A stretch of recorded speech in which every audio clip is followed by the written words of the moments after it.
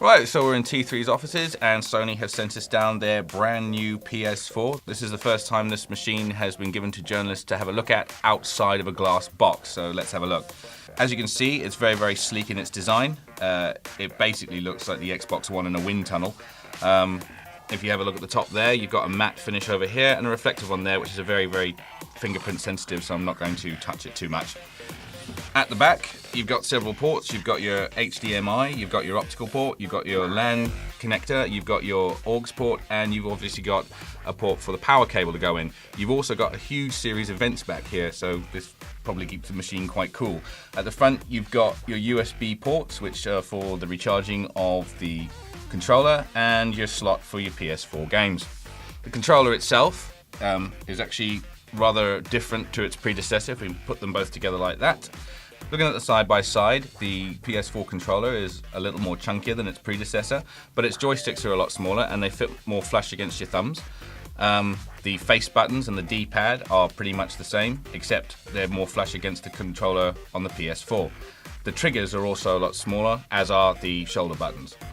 Perhaps the biggest difference between these two controllers is obviously the addition of the touchpad, which you can click in to use it as a start button. So don't worry, your start button and your ability to pause your game has not disappeared into the ether. This is also used in conjunction with games. At a demo that we recently saw where you could use the touchpad in conjunction with a camera, that you could use it to flick robots from out of the controller onto the screen in front of you. The controller also has rumble filters inside it, which give you the impression that weight can be displaced inside it. In the same demo where we were flicking robots onto a screen, we could also pull the robots into the controller, and then when you rolled the controller from side to side, the rumble filters displaced the weight, so it actually felt like robots were rolling around inside your controller, which was pretty cool. You got your PS button, which is where you would expect it to be, but you also have a speaker just above that. On the back, you've got a port for a bespoke PS4 headset, and on the front you obviously have the port for your recharge cable. The other big addition to this controller is your share button, which allows you to instantaneously share your gaming god moments with all your friends on the PSN. So looking at the PS4 next to the PS3, it's interesting to see that the PS4 is actually smaller than its predecessor, and this is a PS3 Slim, by the way. This isn't the big chunky beast that went on sale all those years ago. If I hold the PS4 over the PS3, you can actually see that the PS3 sticks out on either side of the PS4.